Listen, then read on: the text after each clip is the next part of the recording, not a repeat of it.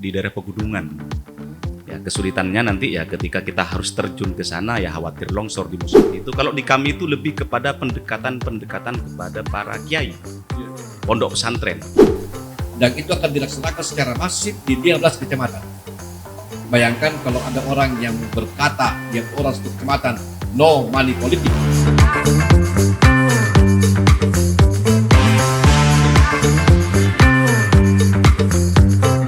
Assalamualaikum warahmatullahi wabarakatuh.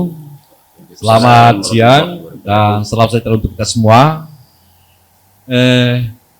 Masyarakat sekalian, saya selaku host pada siang hari ini, dan sebagaimana biasanya setiap host di podcast Bawaslu Kota Makassar, maka akan disapa dengan Daeng Bawas. Dan kebetulan saya bertindak sebagai Daeng Bawas pada siang hari ini, dan kita akan berbincang ringan terkait dengan aktivitas masing-masing karena tamu kita ini tamu dari Jawa Timur, dari 2 kabupaten di Jawa Timur, dari Probolinggo dan Bondowoso, masing-masing sebagai ketua. Pertemuan kami adalah pertemuan ketika kami melaksanakan kegiatan Bawaslu RI yang kebetulan bertempat di Bawaslu di Kota Makassar. Maka silaturahmi kami ini kita ingin membuat lebih untuk saling berbagi terkait dengan apa yang telah kami lakukan di daerah masing-masing. Silakan kepada teman-teman sekalian, para penikmat podcast Bawaslu Kota Makassar, saya persilakan kepada kawan saya untuk memperkenalkan diri dari sebelah, terlebih dahulu ke sebelah kanan saya. Silakan Mas Korip. Siap, luar biasa. Terima kasih Daeng, ketua yang luar biasa ini, pertemuan pertama dengan saya dan humble banget. Kalau menyebutkan pemirsa itu siapa? Kalau kita kan sahabat Bawaslu ini. Siap. Sahabat Bawaslu Kota Makassar yang luar biasa, pertemuan kami yang luar biasa walaupun sebentar tetapi penuh makna ini. Sebelumnya saya ingin memperkenalkan diri, saya adalah Fathul Korip, Ketua Bawaslu Kabupaten Probolinggo, Jawa Timur. Di kami itu panggilan akrabnya Cak Korip. Iya, Cak Korip. Dan hadir ke sini dalam rangka pertama silaturahim, bertemu dengan kawan saya yang ada di sini, yang kebetulan disambut luar biasa oleh Ketua Dr. Abdillah Mustari, dan sekarang merangkap jadi host ini sahabat Bawaslu. Itu dulu pertama perkenalan kami. Oke, makasih. Siap. Ke Cak Korip. Siap, Cak Korip. Cak Korip. Berikut di sebelah kiri saya ada dari Bondowoso, Ketua Bawaslu Bondowoso. Silakan. Oke, terima kasih Daeng. Langsung panggil Daeng aja ya. Ini kumpulan 3 pejuang, pejuang demokrasi. Amin. Yang pasti saya tidak beda jauh dengan Cak Korip ya, hadir ke sini dalam rangka memang giat yang dilakukan oleh RI. Cuman waktu yang sedikit ini kita manfaatkan untuk sharing yang pasti. Iya. Sharing bagaimana model pengawasan yang ada di sini, juga bagaimana nanti pengawasan yang ada di sana. Ada ilmu-ilmu yang pasti yang berbeda di situ ya, yang harus kita bisa terapkan kan gitu kan, ketika itu baik untuk kita terapkan di daerah kita. Saya Basori ya, Ahmad Basori, tiap hari dipanggil ya Basori aja gitu ya, Basori itu ya. Sekarang jadi ketua Bawaslu di Kabupaten Bondowoso. Juga dengan panggilan Cak. Enggak, ya Mas Basori, Mas Bas gitu ya panggilannya, Mas Bas gitu. Mas Bas kan gitu kan. Bukan bos. Mas Bas kan seperti itu. Jadi daerah kami itu bisa dikatakan daerah yang pegunungan. Ya, tidak sama dengan daerah Makassar. Kalau Makassar kan daerah perairan ya. Sehingga mungkin kesulitan-kesulitan ketika nanti kita harus terjun ke daerah kepulauan. Kalau di kami itu di daerah pegunungan. Ya, kesulitannya nanti ya ketika kita harus terjun ke sana ya khawatir longsor di musim penghujan dan yang lainnya. Itu perbedaannya. Tapi yang pasti itu tidak akan mengurangi semangat kami untuk tetap mengawal demokrasi di bidang pengawasannya. Mungkin itu Bang. Baik, Ya. baik. Terima kasih Mas Basor. Gini nih, Makassar ini adalah kota yang terdiri dari 15 kecamatan, 153 kelurahan. Makassar ini adalah kota besar, sehingga masyarakatnya heterogen. Tetapi walaupun dengan heterogen itu, jadi suku-suku yang ada di Sulsel ini adalah Bugis, Makassar, Toraja, dengan ragam suku lainnya di Indonesia ada di Makassar. Dari banyaknya penduduk di Kota Makassar dalam IKP, Indeks Kerawanan Pemilu, beberapa kali periode, itu nampak dalam penilaian IKP kita itu sedikit merah, atau bahkan merah. Iya. Tapi alhamdulillah begitu pelaksanaan jadi hijau. Jadi hijaunya. Ya. Gitu. Jadi gini. Jadi mungkin ada silakan dari Probolinggo dan Bondowoso, mungkin bagaimana karakter dari Probolinggo. Silakan, Pak. Ya, kalau ada di Probolinggo itu ya memang kalau lihat dari secara nasional sih ini ya di IKP-nya itu ya cenderung agak bawah lah, agak hijau lah gitu ya. Tetapi ya memang setiap daerah itu berbeda, ada berbeda permasalahan. Tidak mungkin tidak ada permasalahan, walaupun tingkat atau intensitas permasalahannya ada yang kecil, sedang, dan besar. Tentu kalau di Probolinggo itu masih cenderung ini ya biasa. Tetapi ya walaupun demikian tetap kita sikapi dengan waspada lah. Tentu kalau kita berdasarkan kepada undang-undang dan Perbawaslu sebagai pegangannya, maka kita akan tetap aman dan bisa mengawal proses itu walaupun kondisi masyarakatnya ya berbeda-beda, bermacam-macam. Istilahnya dinamikanya. Kalau di Probolinggo itu ada daerah pegunungan, ada di daerah Bromo juga itu sana itu. Kemudian ada di daerah tengah, bawah, kemudian di pesisir juga ada, Bang. Berapa kilo dari Surabaya? Kalau hitungannya itu sekitar 99 lah. 99. Dan ya terkait dengan bagaimana proses pengawasan kita hampir tidak ada bedanya dengan yang ada di sini, Bang. Nanti kita lanjut lagi ceritanya. Kalau dari Jadi gini, Bondowoso, tidak beda jauh sebenarnya, Daeng ya, antara Probolinggo dan Bondowoso gitu ya. Kulturnya ya sama. Kan gitu kan. Kulturnya sama kan gitu kan. Bahkan di situ pertama yang pasti di situ pesantren itu sangat kuat ya. oh iya, Pesantren di sana sangat kuat bagaimana mewarnai masyarakat. Seperti itu. Sehingga dengan adanya pesantren itu juga ada organisasi keagamaan. Di kita itu yang juga sangat kuat. Jadi kalau seandainya bicara konsep bagaimana, tadi sempat kita diskusi kecil ya, bicara tentang pengawasan partisipatif. Kalau mungkin di Makassar pakai sistem seperti itu, kalau di kami itu lebih kepada pendekatan kepada para kiai, pondok pesantren, juga pendekatan kepada tokoh-tokoh agama, terutama di organisasi keagamaan. Karena di situ masih kuat gitu ya. Ya kalau kultur dengan Probolinggo nggak beda jauh. Probolinggo saya yakin juga seperti itu. Cuman bedanya antara kami Bondowoso dengan Probolinggo, kalau Probolinggo punya lautan, kami Bondowoso nggak punya, Bang. oh gitu. Gitu bedanya. Sehingga kita nggak punya kepulauan, Bang. Ya. Kalau Probolinggo masih ada Pulau Gili ya. Iya, Pulau Gili. Pulau Gili masih ada. Kalau kita nggak. Jadi kita ini gunung ya, murni gunung kan gitu kan. Murni gunung. Jadi datarannya dataran tinggi seperti itu. Cuman masalah masalah kerawanan dalam pemilu ya kita masih masuk kategori hijau. Jadi kegiatan kepemiluan cenderung landai gitu ya. Jadi tidak menggebuk atau tidak bergejolak sedemikian rupa. Ada memang mungkin ya gesekan-gesekan kecil ya biasalah. Karena bicara kepentingan kan di situ. Cuman tidak sampai masih bisa diatasi. Kenapa? Karena kita melihat potensi pesantren itu masih sangat kuat untuk kita bisa minta bantuan menyelesaikan masalah-masalah yang ada. Jadi partisipatif kami itu lebih kepada pondok pesantren dan juga organisasi keagamaan. Beda lah dengan kalau di Makassar kan bedanya. Nah, gitu kan. Sukunya berbeda. Kalau di kita sukunya hanya dua ya. Suku Jawa sama Madura. Dominasi Madura, Bang. Iya. Bahkan bahasa kami itu tiap hari itu bukan pakai bahasa Jawa, pakai bahasa Madura. Iya, bahasa Madura kan seperti itu.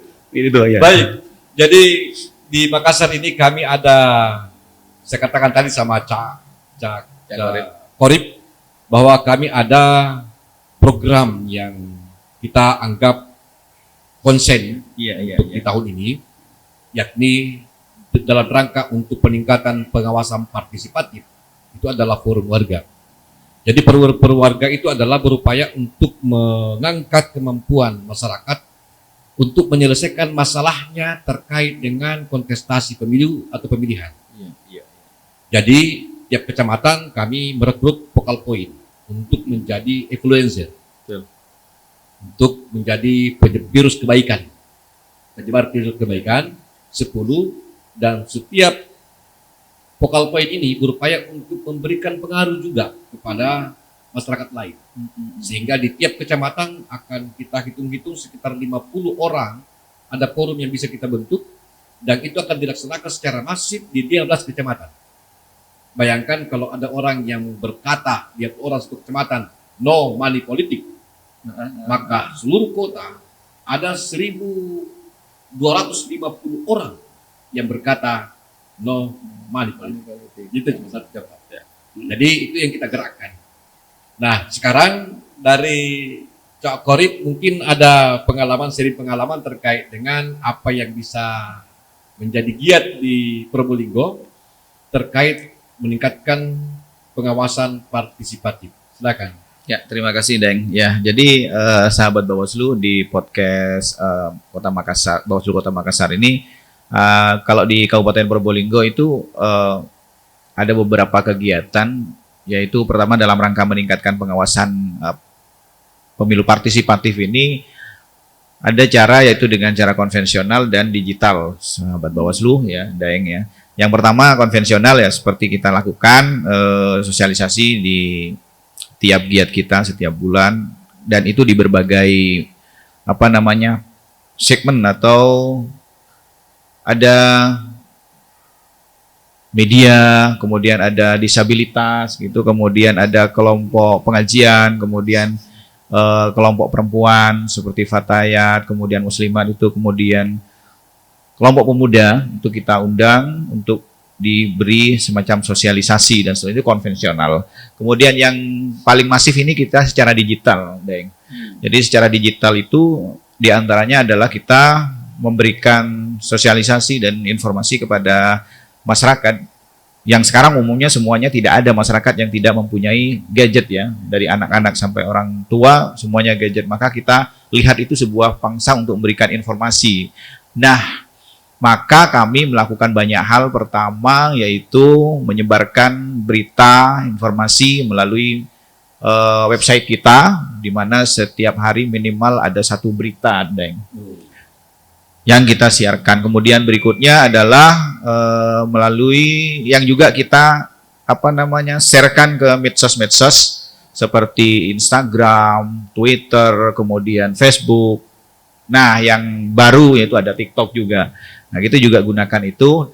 Di antaranya kita membuat sebuah niru-nirulah influencer-influencer yang ada di YouTube itu. Di antaranya ada podcast seperti yang sekarang sahabat Bawaslu lihat. Kita juga ada, dan podcast kami sudah episode ke-99 lah. Jadi sudah sekitar 2 tahun lebih kita.